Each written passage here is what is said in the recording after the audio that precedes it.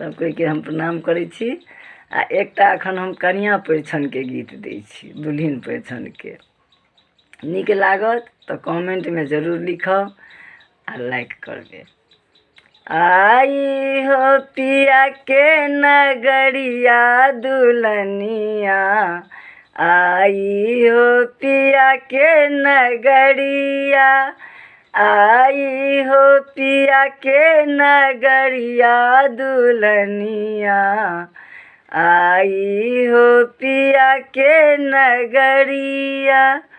सासू तुम्हारी परिछन करेगी, सासू तुम्हारी परिछन करेगी, धीरे से सिंदूर लगवाना दुल्हनिया, धीरे से सिंदूर लगवाना दुल्हनिया।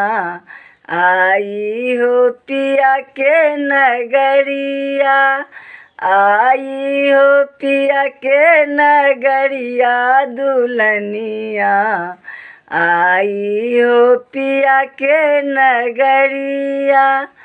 गोतनी तुम्हारी गुड़ खिलाएगी, गोतनी तुम्हारी गुड़ खिलाएगी, धीरे से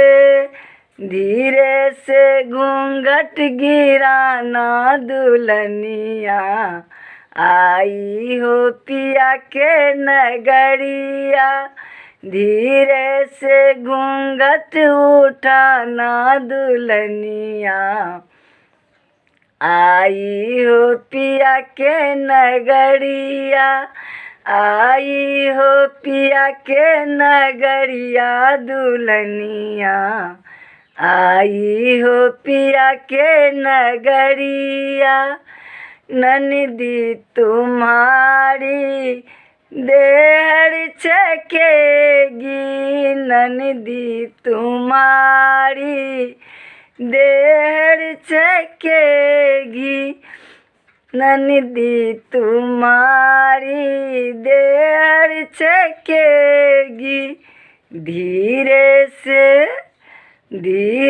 से मोहर लुटाना दुल्हनिया, धीरे से मोहर लुटाना दुल्हनिया, आई हो पिया के नगरिया, आई हो पिया के नगरिया दुल्हनिया, आई हो पिया के नगरिया, आई हो पिया के नगरिया दुल्हनिया, आई हो पिया के नगरिया।